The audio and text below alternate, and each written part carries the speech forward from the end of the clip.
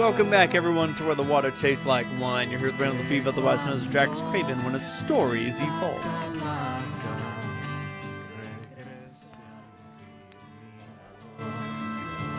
The woman selling grease has turned into the witch who drinks the blood of travelers in New Orleans. Alright, August, this is chapter 4. Is it the last of August, or is he a 5-chapter man? Fly away. Show me the true August. Krauts that sunk my ship took most of my sight in the blast. God damn. Came home, couldn't work, couldn't read. But I could drink. That I could do. Easy as falling off a log. And I could lose my family. I could do that too. But you tell me, what's the wildest thing you've seen on the roads out here? Anything good and exciting? Christ. Just ropes wrapped around his body being grabbed at by watery hands as he and a seagull are impaled about the chest. That's... Oh, also, he is crying and the seagull is also crying. Fuck. Unidentified flying objects. That's exciting, not scary, right? Well, fear is cheap. I used to read the scary ones, so I know. Travel taught me lots. I'd seen this world plenty. Beggars in every bar and port reach out with gnarled hands. But before it happened to me, I never seen anything like the way this country treats a serviceman. Anyhow, you got any stories that end looking up? I miss those hopeful ones. Yeah, I got the saint wandering the land. Well, that one sure makes me smile. Oh. Faith? You coming to proselytize, telling me to find faith? I had faith. In this country I swore an oath to. And the gutter's where my faith led me. But you know, the books I miss the most is the hopeful ones. Got any of those? I don't know if I have any more. Shit.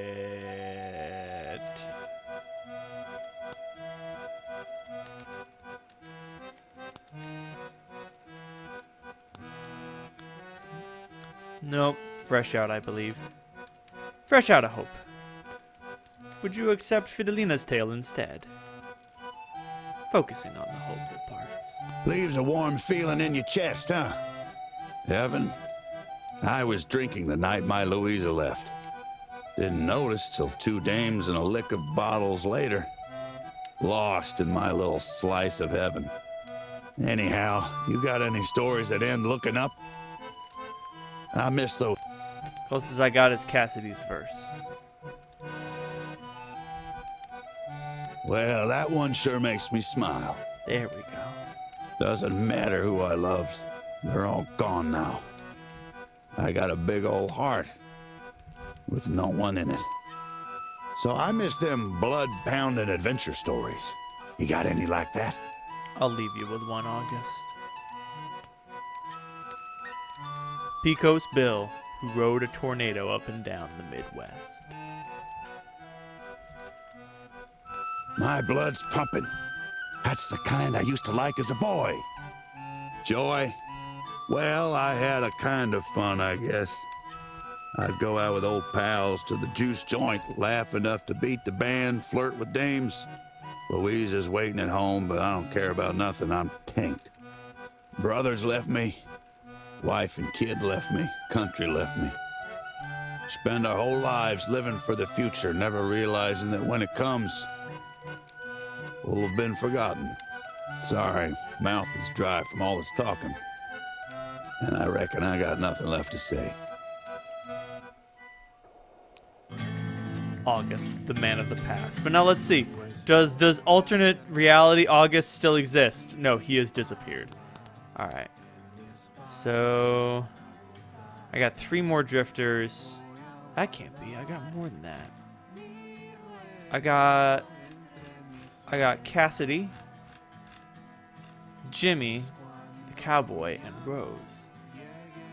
Then, huh. Anyway. What do we got?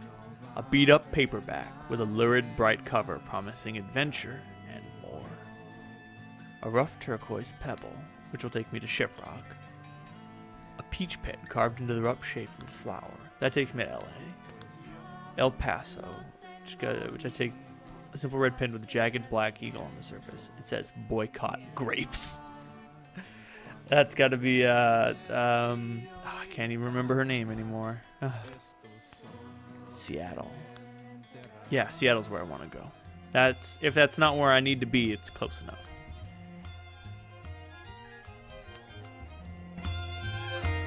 Feels good to be back. About to say, Rose can't be too far off. Yeah, there she is. Alright, that's fine. Skink. Let's try to panhandle a bit.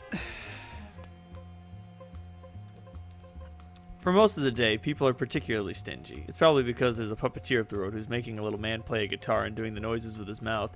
His hat is overflowing with coins. God damn him. Attention, hog. This blows.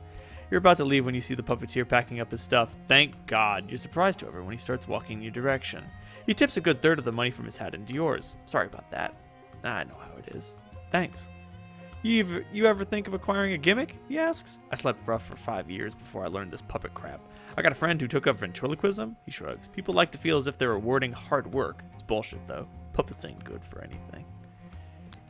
Oh, they can be entertaining. Everyone deserves to get paid to entertain. Ahem. Anyway. Hashtag shill.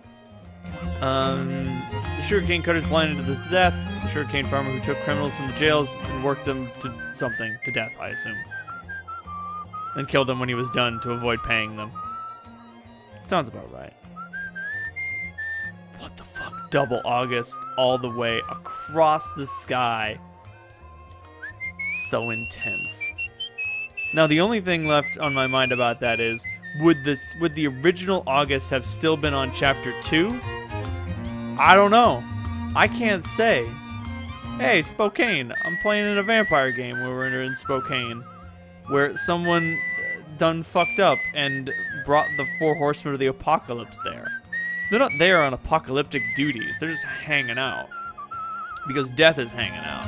And where Death goes, the rest of them follow. Because he's kind of like the mediator between them all. A woman crouches in this meadow, making quick, fine strokes on a fresh page in her notebook.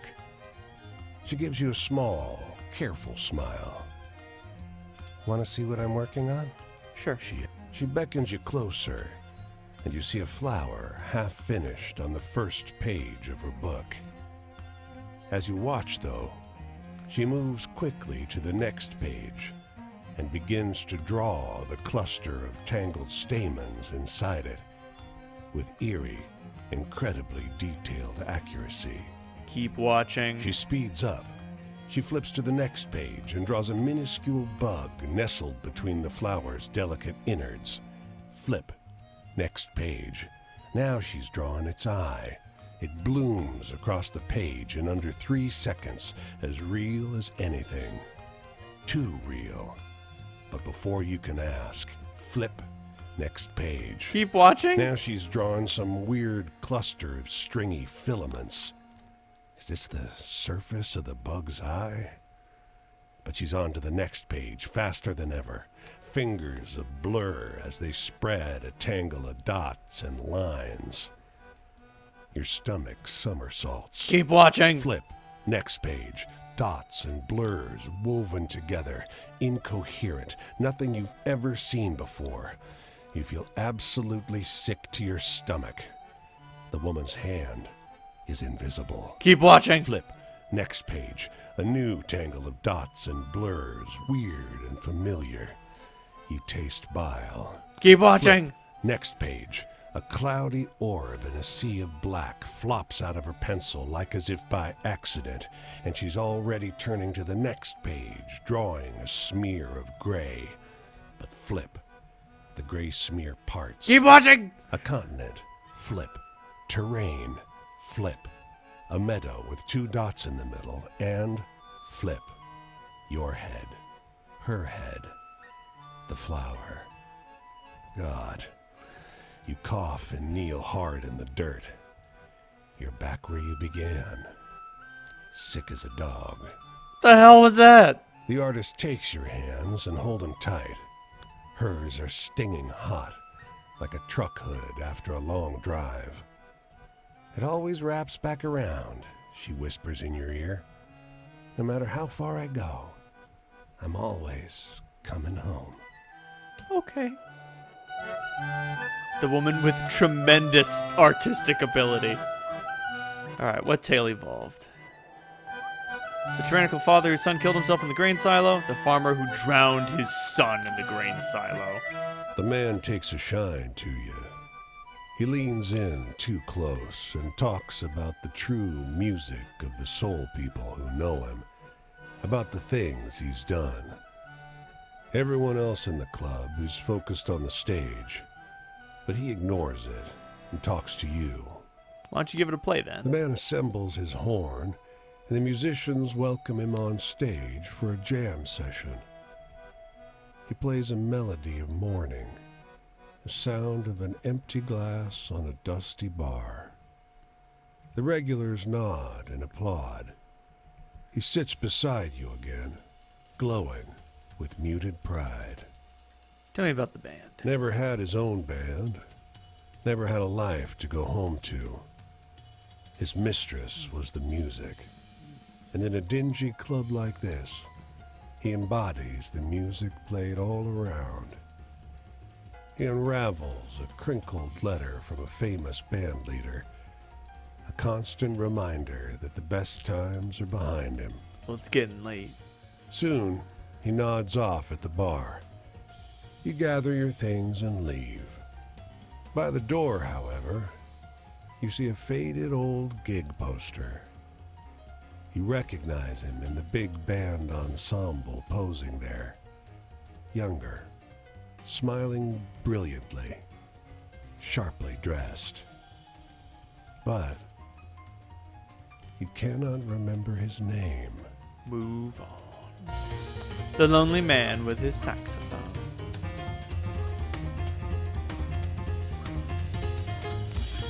All right. Rose, summer flies, and August dies. Well, hey, groovy to see you again. I guess I spilled it all about my childhood last time we talked.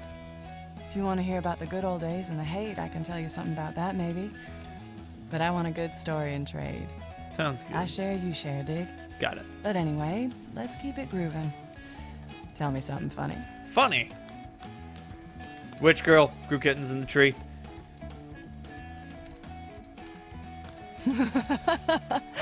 Oh, yeah, that's a good one.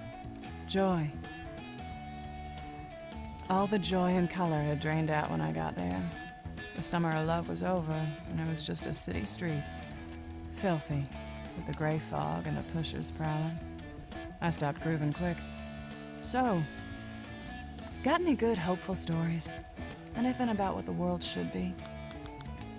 Let me tell you about little Ben's struggles. Focusing on the hopeful parts. Oh, that's a good one. You gotta tell me more about those folks sometime. Choice? I thought we were making a choice to really change the way we lived. But maybe the diggers and the free clinic and the psychedelic shop had their values and lived them out. I don't know. Maybe they burned too fierce, and all those flames were snuffed or hidden when I showed up. So, you seen anything really hilarious out here? How about Cassidy's verse? Focusing on all the funnier parts, at least. Ha! Ah, you got a groovy sense of humor, stranger. And I fell in love, sure. I was ready for it, ready for love with a capital L. I found a cat with long hair and a bus and a friend on the Dead's road crew. We hit the road not too long after. But of course it didn't last. You know, I'd love to hear a really good, scary story.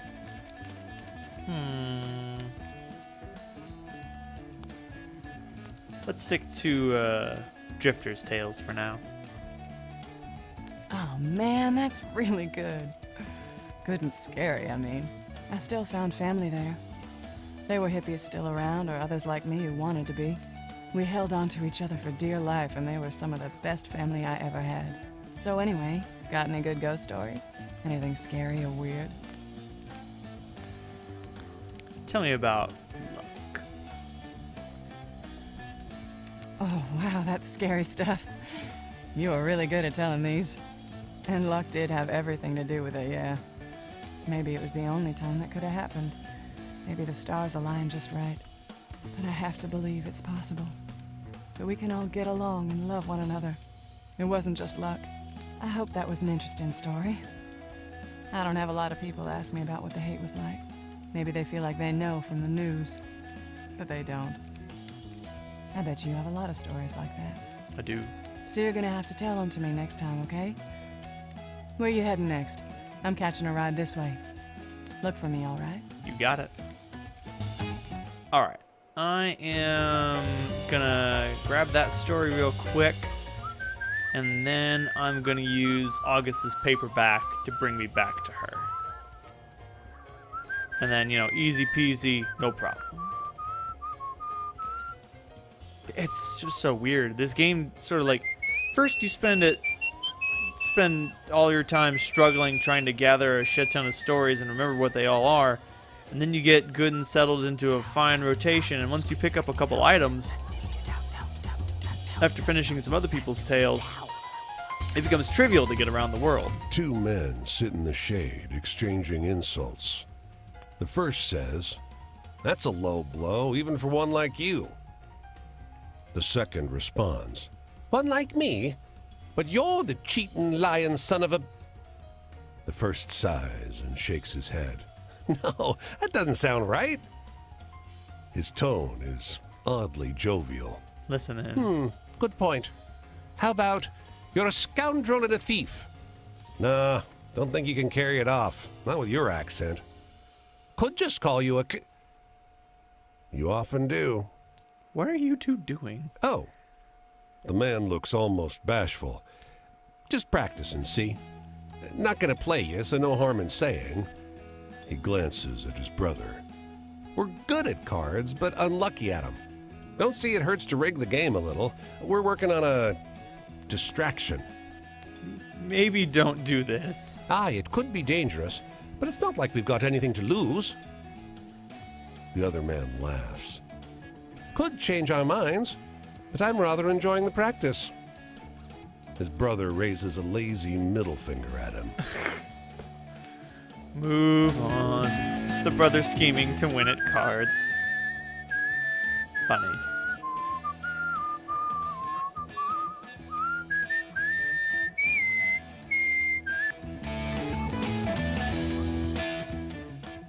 Sweet. Fast cash. Oh, wait.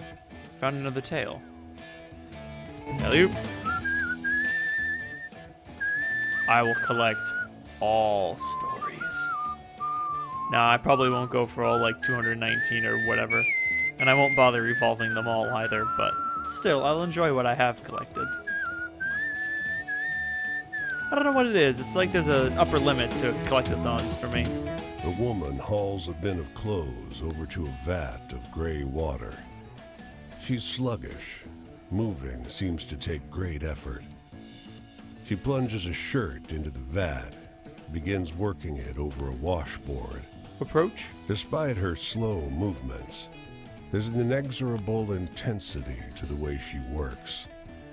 But her eyes are bloodshot and glazed, her lips cracked and split. She can't have slept or washed in days.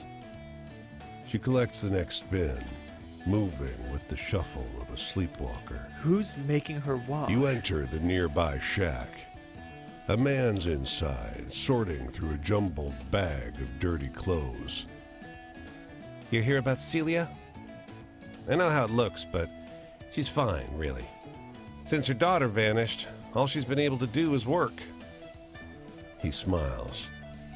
Best worker I ever had. You piece of shit. He recoils. I've tried to wake her, he pleads, but it always ends badly. Doctor says this is the best place for her right now. It's all she's up to doing, and she has me to look after her when she wears herself out. Well, fine. The mindless laundress who couldn't stop working. Alright. I'll catch you guys up in Seattle. Good night, y'all.